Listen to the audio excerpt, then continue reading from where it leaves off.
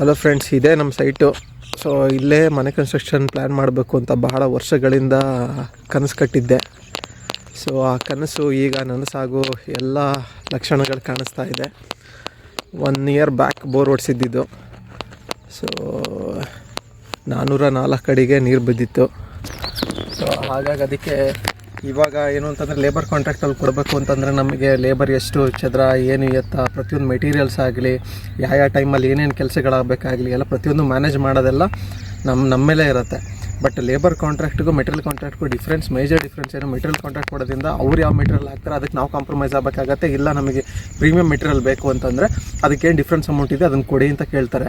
Starting ಎಲ್ಲರೂ material contract ಮಾಡಬೇಕಾದ್ರೆ ಎಲ್ಲರೂ ಒಪ್ಕೊತಾರೆ. ಬಿಕಾಸ್ ನಾನು ಏನು ಅಂದರೆ ಆಲ್ಮೋಸ್ಟ್ ಅಲ್ಲಿ ಒಂದು 7-8 ಜನದ ಇಂಜಿನಿಯರ್ಸ್ ಜೊತೆ ಕಮ್ಯುನಿಕೇಟ್ ಮಾಡಿದೆ ಇದ್ರ ಬಗ್ಗೆ, ಮೆಟೀರಿಯಲ್ ಕಾಂಟ್ರಾಕ್ಟ್ ಕೊಡೋದ್ರ ಬಗ್ಗೆ. ಯಾಕೋ ನನಗೆಲ್ಲೂ ಸ್ಯಾಟಿಸ್ಫ್ಯಾಕ್ಷನ್ ಆಗಿಲ್ಲ. ಅವ್ರು ಕಟ್ಟಿರೋ ಮನೆಗಳು ಪ್ರಿಫರ್ ಮಾಡ್ತಾರೆ. ಭಾಳ ಜನ ಕಟ್ಟಿರೋ ಮನೆಗಳು ಪ್ರಿಫರ್ ಮಾಡಿದ್ರು ಕೂಡ ಕ್ವಾಲಿಟಿ ಆಫ್ ದ ಮೆಟೀರಿಯಲ್ ಏನಿರಲ್ಲ. ಇವಾಗ ನಾವು ಒಂದು ಮನೇಲಿ ಇವಾಗ ರೆಂಟೆಡಲ್ಲಿ ಇದ್ದೀವಿ.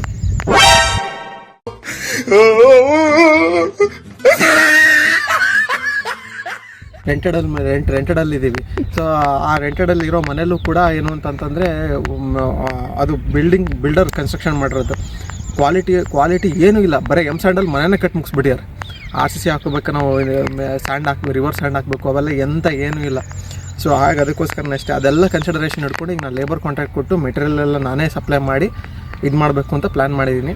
ಸೊ ಇದು ನಮ್ಮದು ಸೈಟ್. ಇದು 30x50 ಡೈಮೆನ್ಷನ್ ಬರುತ್ತೆ. ಸೊ ಇಲ್ಲಿ ನಾನು ground floor 2 BHK with 20x30 car parking ಮತ್ತು ಮೇಲ್ಗಡೆ 3 BHK ಮಾಡೋ ಪ್ಲ್ಯಾನಲ್ಲಿದ್ದೀನಿ. ಇಫ್ ಏನೋ ನಂದು ಫೈನಾನ್ಷಿಯಲಿ ನನಗೆ ಹೆಲ್ಪ್ ಇದು ಇನ್ನೂ ಸ್ವಲ್ಪ ಅಮೌಂಟ್ ಇತ್ತು ಅಂತಂದರೆ ಫರ್ದರ್ ಮೇಲ್ಗಡೆ ಒಂದು 3 ರೂಮ್ ಮಾಡೋಣ ಅಂತಲೂ ಪ್ಲ್ಯಾನ್ ಇದೆ. So this is over all. And ಆ ಬೋರು ನಾನು ಹೇಳ್ದಂಗೆ 1 ಇಯರ್ ಬ್ಯಾಕ್ ನಾನು ತೆಗ್ಸಿದ್ದು ಬೋರು. ಸೊ ಇವಾಗೆಲ್ಲ KEBಗೆಲ್ಲ ಕನೆಕ್ಷನ್ ಕೊಡೋಕ್ಕೆಲ್ಲ ವ್ಯವಸ್ಥೆ ಮಾಡಿಸ್ಕೊಂಡಿದ್ದೀನಿ. KEBಗೆಲ್ಲ ಹೇಳಿಬಿಟ್ಟು ಏನು ಅಂತಂದರೆ KEB ಅವ್ರು ಲೈನ್ ಹೇಳ್ಬಿಟ್ಟು ಟೆಂಪ್ರರಿ ಮೋಟ್ರ್ ಗಿಟ್ರೆಲ್ಲ ಹಾಕೊಡೋಕ್ಕೆಲ್ಲ ಇದು ಮಾಡ್ತಾರೆ. ಇವಾಗ ನನಗೆ ಪ್ರಾಬ್ಲಮ್ ಏನಾಗಿರೋದು ಅಂತಂದರೆ ಮೇಜರ್ ಪ್ರಾಬ್ಲಮ್ ಇಲ್ಲೇ. ಆ್ಯಕ್ಚುಲಿ ನಮ್ಮ ಇವರೇನು ಹೇಳಿದ್ದು ಶೆಡ್ ಇಲ್ಲೇ ಹಾಕಬೇಕು ಅಂತ ಹೇಳಿದರು. ಆಲ್ ಆಫ್ ಸಡನ್ ನಿನ್ನೆ ನೈಟು ನಮಗೆ ಮರಳು ಬಂದಿರೋ ಕಾರಣದಿಂದ ಮರಳು ಇಲ್ಲೇ ಬಂತು. 5 ಅಡಿ ಬಿಟ್ಟು ನಾವು ಶೆಡ್ ಕಟ್ಕೋಬೇಕಾಗಿತ್ತು. ಇವಾಗ ಮರಳು ಇಲ್ಲಿದೆ.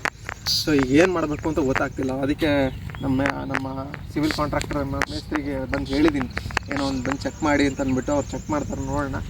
ಸೊ ಒಂದು ಪಾಸಿಬಿಲಿಟೀಸ್ ಅಂದರೆ ಇಲ್ಲಿ, ಇಲ್ಲಾಂದರೆ ಅಲ್ಲಿ 2 ಕಡೆ ಪಾಸಿಬಿಲಿಟೀಸ್ ಇಲ್ಲ. ಆ ಕಡೆನೂ ಆಪ್ಷನ್ ಕೊಟ್ಟಿದ್ದಾರೆ, ಆ ಸೈಡು ಕೂಡ ಆಪ್ಷನ್ ಕೊಟ್ಟಿದ್ದಾರೆ. ಸೊ ನೋಡಿಕೊಂಡು ಇದು ಮಾಡ್ಕೋಬೇಕು, ಈಗ ಯಾವ ಕಡೆ ಮಾಡಬೇಕು ಅಂತ ಇದು ಮಾಡಬೇಕು. ಹೀಗೆ ನಿಮಗೆಲ್ಲ ಇನ್ಫಾರ್ಮೇಷನ್ ನಾನು ಪ್ರತಿಯೊಂದು ಯಾವುದೇ ನಾನು ಮೆಟೀರಿಯಲ್ ತರಿಸಿದ್ರು ಅಥವಾ ಇದು ಮಾಡಿದ್ರು ನಾನು ಈ ಥರ ವೀಡಿಯೋ ಮಾಡಿ ಹಾಕ್ತೀನಿ. ಸೊ ನೀವು ಸಬ್ಸ್ಕ್ರೈಬ್ ಮಾಡ್ಕೊಳ್ಳಿ. ನಿಮಗೂ ಇನ್ಫಾರ್ಮೇಷನ್ ಸಿಗುತ್ತೆ ಇದ್ರ ಬಗ್ಗೆ. ನೀವು ಯಾವ ಟೈಮಲ್ಲಿ ಏನೇನು ಮೆಟೀರಿಯಲ್, ಎಷ್ಟು ಪ್ರೈಸು, ಕಾಸ್ಟು, ಪ್ರತಿಯೊಂದು ನಿಮಗೆಲ್ಲ ಇನ್ಫಾರ್ಮೇಷನ್ ನಾನು ಶೇರ್ ಮಾಡ್ತೀನಿ. Please do subscribe. Thank you. ನನ್ನ ಜೊತೆ ಮನೆ ಕಟ್ಟಬೇಕು, ನನ್ನ ಜೊತೆ ನೀವು ಕೂಡ ಇದೇ ಥರ ನಮ್ಮ ಮನೆ ಕಟ್ಟಬೇಕು ಅಂತಂದರೆ ನನ್ನ ಚಾನಲಿಗೆ ಜಾಯ್ನ್ ಆಗಿ. ಸೊ ಎಲ್ಲರೂ ಸೇರಿ ಜೊತೆಗೆ ಮನೆ ಕಟ್ಟೋಣ. ನಿಮಗೂ ಇನ್ಫಾರ್ಮೇಷನ್ ಸಿಗುತ್ತೆ, ನನಗೂ ಬಹಳಷ್ಟು ಇನ್ಫಾರ್ಮೇಷನ್ ಸಿಗುತ್ತೆ. ಎಲ್ಲರೂ ಒಟ್ಟಿಗೆ ಗ್ರೋ ಆಗೋಣ.